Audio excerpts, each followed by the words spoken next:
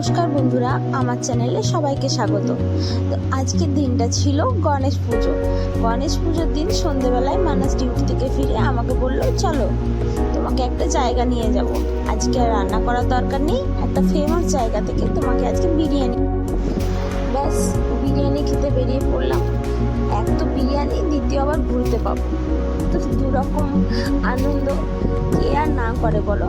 তাড়াতাড়ি বেরিয়ে পড়লাম রেডি হয়ে, আর সাথে মেয়েকেও নিয়ে গেলাম। ভাবলাম নিয়ে যাই, রাত্রেবেলা তো যদি আবার কান্নাকাটি করে ঠাকুমার কাছে, তাই সাথে করে নিয়ে গেছিলাম। তারপরে বেরোনোর পরে দেখো, আমি চারিদিকটা দেখে পুরো অবাক।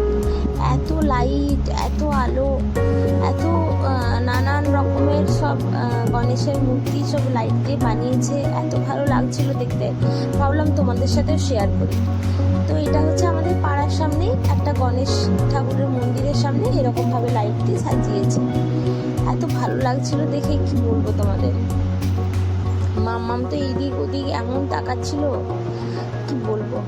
তবে ঠান্ডা যাতে না লাগে সেই জন্য আমার ওড়নাটা ওর মুখে ঢাকা দিয়ে দিয়েছিলাম। তারপরে দেখো, আমরা রাস্তায় বেরিয়ে পড়েছি, এবারে যাচ্ছি বিরিয়ানির উদ্দেশ্যে। তো রাস্তায় যেতে যেতে বেশ কয়েকটা আমরা এরকম গণেশ ঠাকুরের মূর্তি দেখলাম, পুজো দেখলাম, বেশ ভালো লাগলো। দিনটা বেশ ভালো কেটেছে। তো যাচ্ছি যখন, তখন হঠাৎই মনে পড়লো যে তাহলে খানিকক্ষণ ভিডিও করি, তোমাদের সাথেও শেয়ার করি যে চেন্নাই কীরকমভাবে গণেশ পুজোটা হয়, তাহলে তোমরাও বুঝতে পারবে বা তোমাদেরও ভালো লাগবে। তো দেখো, এটা হচ্ছে আরেকটা মন্দির। এখানেও দেখো গণেশ ঠাকুরের মূর্তি হয়েছে। আবার খানিকক্ষণ যাওয়ার পরে কয়েকটা মনে হয় কোনো পার্টি, এখানে দুটো এরকম মানুষের মূর্তি করা হয়েছিল। জানি না এরা কে, এনারা হয়তো কোনো পার্টির নেতা আরে হবে।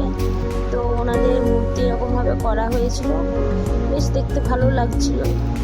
তো আজকে রাস্তায় সেরকম ট্রাফিক জ্যাম ছিল না, যেহেতু গণেশ পুজো ছিল সেই জন্য হয়তো অফিস কলেজ সমস্ত বন্ধ ছিল। তবে মানসের অফিস খোলা ছিল, ওদের আজকে আর ঈদ ছিল, তাই মানস ডিউটি গেছিল। ডিউটি থেকে এসে আমরা বেরোলাম আর কি।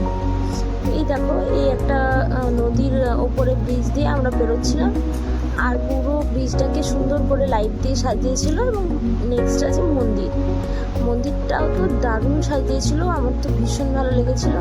তোমাদের সাথে চলো শেয়ার করি। দেখো, বাঁ দিকে রয়েছে গণেশ ঠাকুরের একটা মূর্তি, ডান দিকে রয়েছে কার্তিকের মূর্তি, আর সামনে একজন কোনো নেতা আরে হবে তার মূর্তি রয়েছে। এখানে বাঁ দিকে বাজি ফাটানো হচ্ছে। মন্দিরটা তো এত সুন্দর করে সাজানো হয়েছিল, তোমাদেরকে আর কি বলি।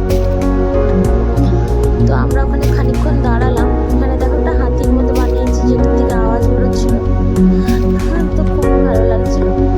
আর এখানে হয়তো বাজনা বাজানোর জন্য ওনারা এসে দাঁড়িয়েছিলেন। তো ওখানে খানিকক্ষণ দাঁড়িয়ে আমরা তারপরে বেরোলাম। আজকের ওয়েদারটাও ছিল বেশ ভালো, বেশ ঠান্ডা ঠান্ডা হাওয়া বইছিল।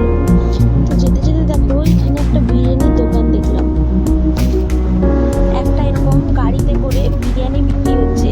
বিরিয়ানিটার নাম থাই লাই। তো এখানে এত পরিমাণ ভিড়, আমি দেখে জাস্ট হতবাক হয়ে গেছি। তো মানুষ বললো যে এখান থেকেও মানুষ থেকে একটু বিরিয়ানি নিয়ে গেছিলো আমার জন্য। তো ওই বিরিয়ানিটা খেতে বেশ ভালো ছিল। তো ওখানে বিরিয়ানি কেনার জন্য কীরকম লাইন পড়েছে দেখো। তো আমরা কিন্তু আজ সেদিন ওখান থেকে আর নিলাম না, যে দোকানটা থেকে নিলাম সেটা তোমাদের সাথে শেয়ার করছি। দোকানটার নাম জামজাম বিরিয়ানি। জামজাম চায়ের পাশে জামজাম বিরিয়ানি দোকানটা রয়েছে।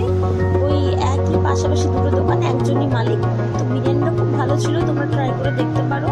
আমার তো ভীষণই ভালো লেগেছে। তো দেখো, তোমাদেরকে ভিডিওটা শেয়ার করে দিলাম। এখানে এসে